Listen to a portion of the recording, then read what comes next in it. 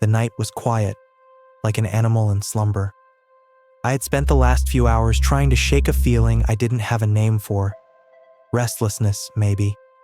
That weight behind the ribs Lauren used to mention after long shifts. It wasn't fear, not yet, but it felt like something or someone was waiting for us to notice it. There was a sound behind me, not loud, just enough to make the air feel thinner. I turned around, slow, not really sure why, and saw a box sitting on the table, wrapped in brown paper, tied with rough twine. I hadn't heard anyone come in. On top of it was a small silver figure, Norse in design, the kind of thing you'd find carved into bone or pressed into old stone. I didn't recognize the symbols, but I knew they were old. They curled and overlapped in ways that made the candlelight look like it was moving. I didn't touch it. The fire in the hearth had gone out without smoke. The room was colder now. I reached toward the box and paused, not because I was afraid of it, but because my hand didn't feel like it was mine. There was a sensation, like I was reaching through myself, like whatever was inside already knew my shape. I touched the figure. It was warm. The symbols glowed faintly, then faded, but the feeling didn't. The room didn't shift. It peeled quietly, like layers of something soft being pulled back from behind my eyes. I wasn't sure how long I stood there. I blinked once and the fire had returned, though I hadn't heard it reignite. The box was still there. The silver figure was gone. Behind me, the floor creaked. It wasn't loud, but it wasn't small either. I turned, and Lauren was standing in the hallway. Her expression wasn't confused. It was quiet, like she'd been waiting for me to notice she was already here. Neither of us spoke at first. She looked at the box, then at me. I didn't hear anything, she said. I nodded.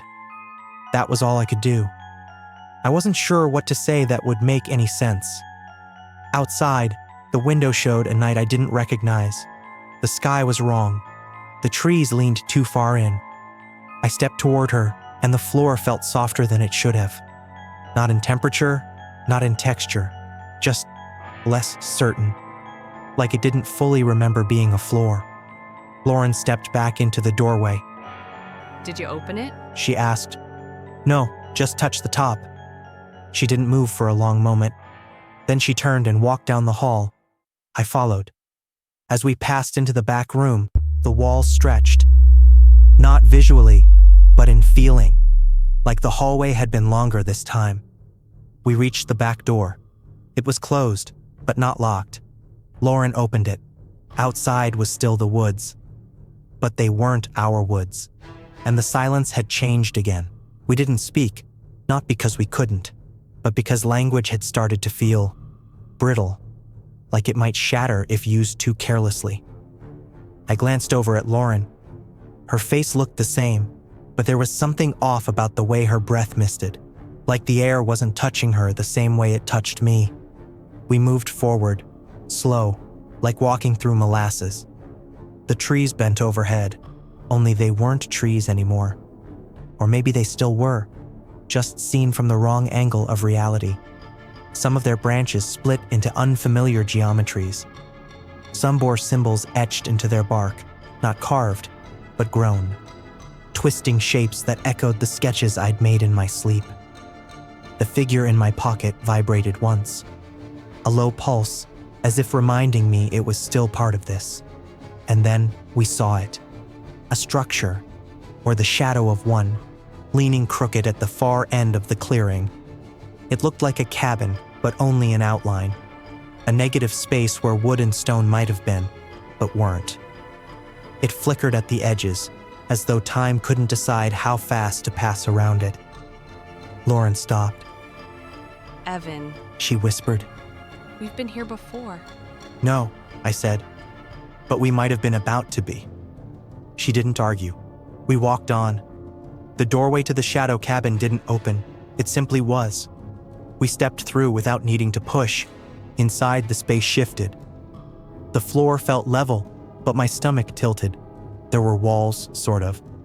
They looked like stretched canvas, as if someone had painted memories onto them, but didn't let the paint dry before smearing it all into spirals.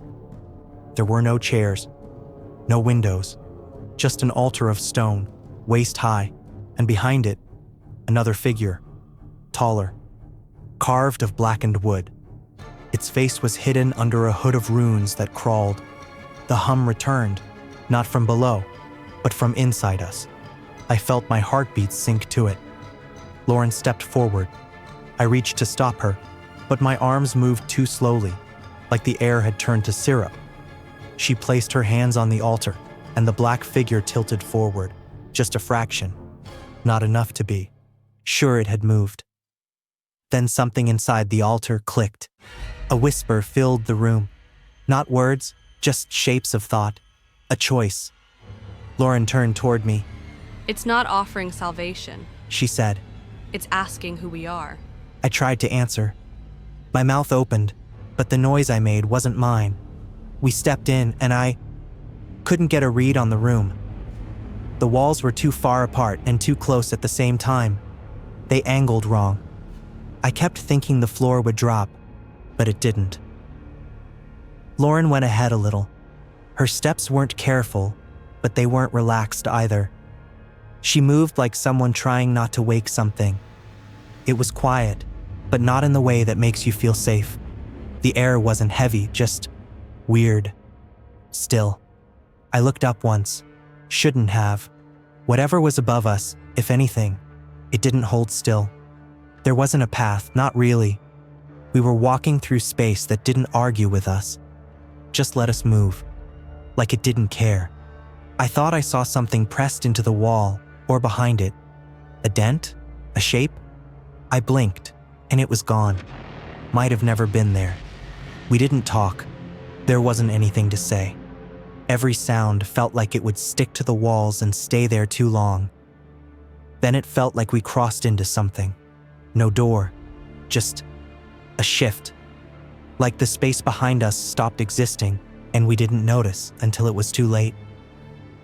She slowed down. I caught up. There was a shape ahead. Dim, wrong at the edges. I didn't look straight at it. Just knew it was there. I couldn't place how far it was. It looked still, but it wasn't. The space around it tightened. And then, it wasn't threatening. It wasn't familiar either. It had arms, legs, a shape that almost made sense.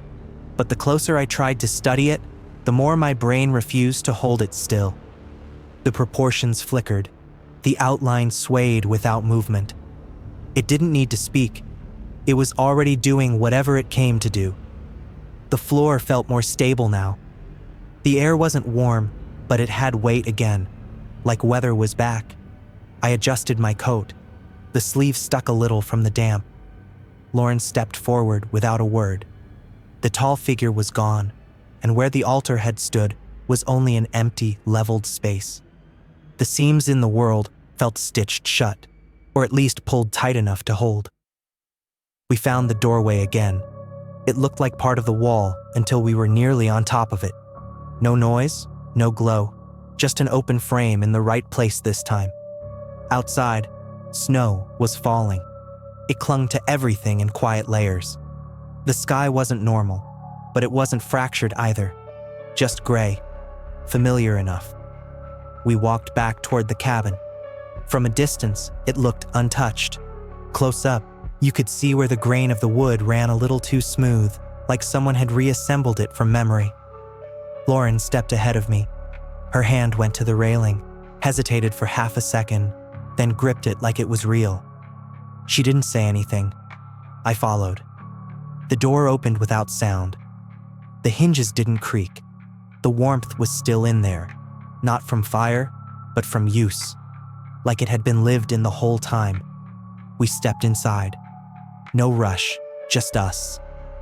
The quiet settled again, but this time it didn't press. Lauren walked past me, into the main room. She paused by the window, looked out, and nodded once, almost like she was counting trees. I took off my coat and hung it where I always do. The hook was still crooked. Outside, the snow kept falling.